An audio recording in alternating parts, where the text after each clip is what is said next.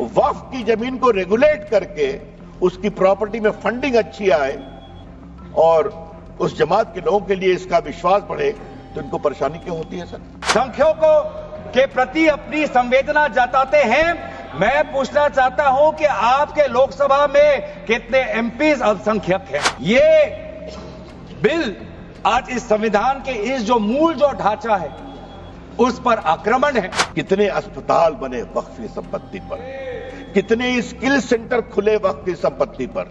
कि ये bill ministry of minority affairs ने बनाया या किसी और दूसरे विभाग ने बनाया? मुस्लिम जमात इस देश के लोग हैं, जितना हिंदुओं का उतना आपका है, कोई शक नहीं। एक कब्रिस्तान है 1920 का रिकॉर्डेड, कुछ लोग कहते हैं ये हमारा वक्फ है, हर बार छत पे खड़े हो जाते हैं।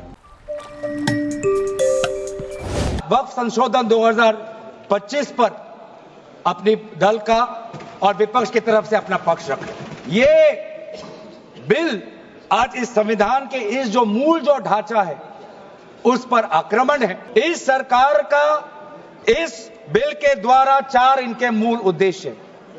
पहला मूल उद्देश्य है कि संविधान को कमजोर करना, टू डाइल्यूट द कॉन्स्टिट्यूशन। इनका दूसरा उद्देश्य है भ्रम फैलाना, to defame the minority communities of India. इनका तीसरा उद्देश्य है to divide the Indian society. हमेशा एक हमारे बीच में एक लिटिगेशन चलता रहे, मसला और बढ़ता जाए, ये उनका उद्देश्य है। और चौथा इनका उद्देश्य डाइल्यूट, डिफेम, डिवाइड, और चौथा इनका उद्देश्य है to disenfranchise the minority communities. आप अल्पसंख्यकों के प्रति अपनी संवेदना जताते हैं। मैं पूछना चाहता हूं कि आपके लोकसभा में कितने एमपीज अल्पसंख्यक हैं? पहले उसका विवरण दीजिए और फिर हमें बताइए कि आपके दिल में कितना संवेदना है। मैं आदरणीय सरकार से दरखास्त करूंगा कि इन 5 सरकारी मंत्री जो मीटिंग हुई मिनिस्ट्री ऑफ माइनॉरिटी अफेयर्स का, उनका मिनट्स टेबल पे रखे। एक भी मीटिंग में नया वक्फ अमेंडमेंट बिल चाहिए उसका जिक्र भी नहीं हुआ था, जिक्र भी नहीं हुआ।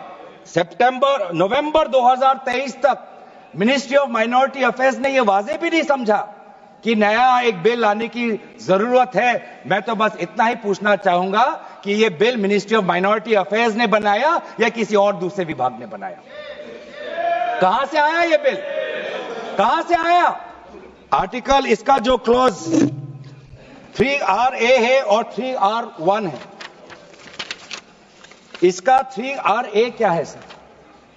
3RA ये कहता है any person showing or demonstrating that he is practicing Islam। देखिए सर, आज देश में अल्पसंख्यकों की ऐसी दशा हो गई कि आज सरकार को अपना धर्म का सर्टिफिकेट देना पड़ेगा। आज सरकार को यह हमें सर्टिफिकेट देना पड़ेगा कि हम किस धर्म को हम विश्वास रखते हैं। क्या ये दूसरे धर्मों से इस प्रकार का सर्टिफिकेट मांगेंगे? लेकिन इनको भ्रम फैलाना है, इनको भ्रम फैलाना है कि वर्तमान का जो एक्ट है वो महिलाओं के खिलाफ है। इनको भ्रम फैलाना है कि वर्तमान में महिलाओं को कोई भूमिका नहीं मिलती, ये इनका काम है। लेकिन कानून में सर पहले से ही ये सारे प्रावधान है, वो चाहे किसी विधवा का संरक्षण हो या महिलाओं को और समर्थन देना हो। सर रिफॉर्म की बात करते हैं सर, इनका क्लॉज 33 में जो रेवेन्यू आना चाहिए वो रेवेन्यू उन्होंने घटा दिया। पहले 7% का एक रेवेन्यू फॉर वक्फ बोर्ड आता था, आज इन्होंने 5% कर दिया, गिरा दिया। क्यों गिराया? क्या आप नहीं चाहते कि वक्फ बोर्ड और अच्छी तरीके से चले? आप नहीं चाहते कि उसमें नई टेक्नोलॉजी आए? अगर कहीं खामियां हुई भी है, माना कि कोई भी कानून इस देश का, कोई भी कानून परफेक्ट नहीं है, कोई भी कानून परफेक्ट नहीं है, माना कहीं कहीं प्रदेशों में खामियां हैं, वो चाहे केरल में हो, आंध्रा में हो, कर्नाटक में हो, पंजाब में हो, दिल्ली में हो। लेकिन सर आप चाहते हैं कि वो वक्फ बोर्ड, वक्फ ट्राइब्यूनल और अच्छी तरीके से चले, और ये चाहते हैं कि वक्फ बोर्ड वो और कमजोर हो, और इसीलिए जो रेवेन्यू वाला क्लॉज है 7% से 5% इन्होंने घटा दिया। मेरा सुझाव हमारे तरफ से यह सुझाव है कि 7% से 5% घटाने के बजाय आप 7% से 11% और इस रेवेन्यू को और इंक्रीज करिए। आज ये बिल सिर्फ एक विशेष समुदाय के जमीन पर इनकी नजर है, कल दूसरे समुदायों के जमीन पर इनकी नजर जाएगी। पेरेंट एक्ट में सेक्शन 83(9) उसके बाद क्या लिखा गया है? Provided that a high court में on its own motion or on the application of the board or any person aggrieved call for and examine the records relating to any dispute and may confirm or reverse the decision.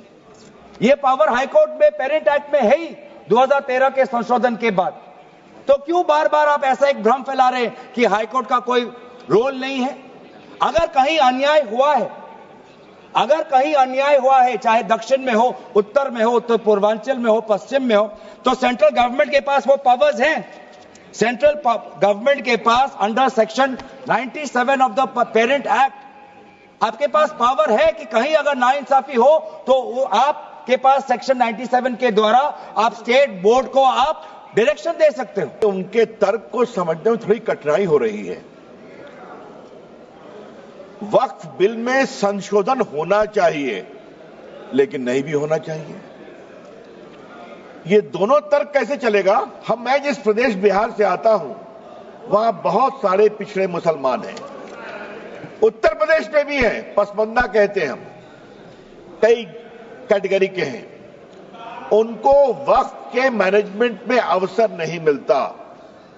और अगर संविधान की धारा 15 के आलोक में इस bill में इस बात का प्रावधान किया जा रहा है कि पिछड़े मुसलमानों को भी वक्फ में जगह दी जाएगी, उनको जगह दी जाएगी, तो परेशानी क्यों है इनको? जहां तक सवाल है सर, मैं ये बताना चाहता हूं कि संविधान की दुहाई का जवाब मैं संविधान से ही दे रहा हूं। ये वक्फ में जो संशोधन हो रहा है वो मौलिक अधिकार की धारा 15 में उसकी अनुमति मिलती है। तो अगर वक्फ की जमीन बर्बाद हो रही है, अगर वक्फ की जमीन लूटी जा रही है, अगर वक्फ की जमीन हड़पी जा रही है, तो संविधान की धारा 25 यह अधिकार देता है कि कानून बन सकता है। तो कृपया करके कोई अगर आप धारा संविधान की कोट करते हैं तो पूरी की पूरी कोट करें। Waqf is not a religious body, waqf is just a statutory body.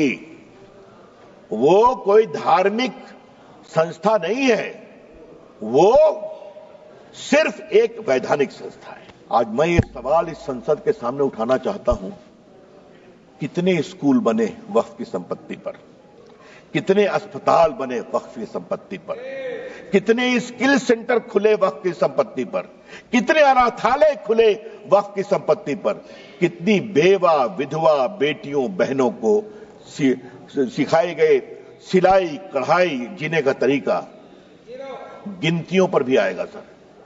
तो ये बार बार जो वक्फ की बात बोलते हैं, अगर आज इस कानून के द्वारा वक्फ की जमीन को रेगुलेट करके उसकी प्रॉपर्टी में फंडिंग अच्छी आए और उस जमात के लोगों के लिए इसका विश्वास बढ़े, तो इनको परेशानी क्यों होती है सर?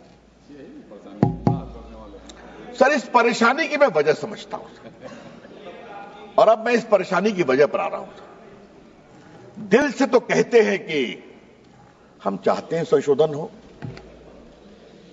लेकिन राजनीतिक मजबूरी इनके पैर पीछे खींचती है। सर, बहुत सालों से राग वही है, सुर वही है, तीखापन वही है, भाषा वही है। और मैं 3 उदाहरण देना चाहता हूं सर। याद करिए, शाहबानों के केस में जब सुप्रीम कोर्ट ने एक निर्णय दिया कि साहबानो एक डिजर्टेड वाइफ थी, उनको कुछ 100 रुपये मिले, तो सुप्रीम कोर्ट के फैसले पर हो हल्ला किया गया। यही लोग हैं। और सर, उस समय राजीव गांधी इस देश के प्रधानमंत्री थे, 400 का बहुमत था। मात्र एक बेवा मुस्लिम 75 साल की महिला को कुछ 100 रुपये दिए गए, क्या हंगामा खड़ा कर दिया गया? और सर आज जब मैं शाहबानों पर बात कर रहा हूं सर, तो मुझे अपने दोस्त आरिफ मोहम्मद खान के बारे में कुछ बोलना है सर। वो आपकी सरकार में मंत्री थे, उनका 2 दिन ऐतिहासिक भाषण हुआ था इसी सदन में कि सुप्रीम कोर्ट का फैसला अच्छा है। एकाएक हंगामा गया, राजीव गांधी हिल गए, डोल गए, कहे तुम वापिस हो जाओ, हम कानून ला रहे हैं। मुस्लिम जमात इस देश के लोग हैं, जितना हिंदुओं का उतना आपका है, कोई शक नहीं है। लेकिन मुस्लिम जमात के आदर्श कौन होंगे? क्या मुस्लिम जमात के आदर्श वोटों की दलाली करने वाले, सौदागरी करने वाले होंगे? अगर ये है तो ये देश को स्वीकार नहीं होगा। हम बहुत विनम्रता से कहना चाहते हैं, मुस्लिम समाज के आदर्श होंगे मौलाना अबुल कलाम आजाद, डॉक्टर एपीजे कलाम, अब्दुल हमीद, अशफाकुल्लाह खान, रसखान, कबीर, मलिक मोहम्मद जायसी। जब मोहम्मद शमी फास्ट बॉलिंग करके आउट करता है, पूरा देश ताली बजाता है। और जब सानिया मिर्जा टेनिस में भारत का नाम ऊंचा करती है, हम सभी खुश होते हैं। ये तय करना पड़ेगा। हमें लगा था कि 25-30 साल के बाद वोटों की सौदागरी कुछ बंद होगी, लेकिन अभी तक बंद नहीं है। कभी तो आप लोग निकलिए उससे बाहर। ये देश बदल रहा है और उनकी संख्या देख रहे हैं। कांग्रेस कहां थी, कहां चली आई? अखिलेश जी देखिए आप। सर अब मैं कुछ संपत्ति पर आता हूं। ये 8 लाख संपत्ति है, दुनिया की सबसे बड़ी संपत्ति है सर। और सर मुतवल्ली उसको मैनेज करता है। मैंने दिखा दिया, वो मैनेजर है। मैनेजर की अकाउंटेबिलिटी होती है कि नहीं? और सर मैं पटना साहिब का सांसद हूं सर। हमारे क्षेत्र में गर्दनी बाग में सर एक सरकारी जमीन पर तालाब है, जहां लोग छठ में अर्घ देते हैं सर। हाई कोर्ट में सरकार ने कहा कि यह सरकारी जमीन है, और वहां से 5-7 किलोमीटर दूर एक कब्रिस्तान है, 1920 का रिकॉर्डेड। कुछ लोग कहते हैं ये हमारा वक्फ है। हर बार छठ में खड़े हो जाते हैं। फतवा में यही काम किया। अभी तो सर अभी तो 113 बात की गई दिल्ली की। मैं सुन रहा था, उन्होंने कहा कि जो फोर्ट विलियम है ना कलकत्ता में, सेना का कमांड, वो भी हमारा वक्फ है। अब आगे तो कहेंगे कि पूरा हिंदुस्तान वक्फ है, क्योंकि हमारे यहां तो हमारे सम्राट हुए थे। क्या देश ऐसे ही चलेगा क्या?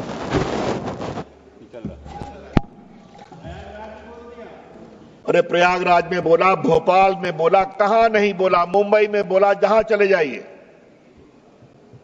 सर ये देश ऐसे नहीं चलेगा। और मैं माननीय मंत्री से आग्रह करूंगा, एक बार सदन को विस्तार से बताएं, जिस तरह से वक्फ का दावा किया गया, उसका दावा करने वाले कौन थे।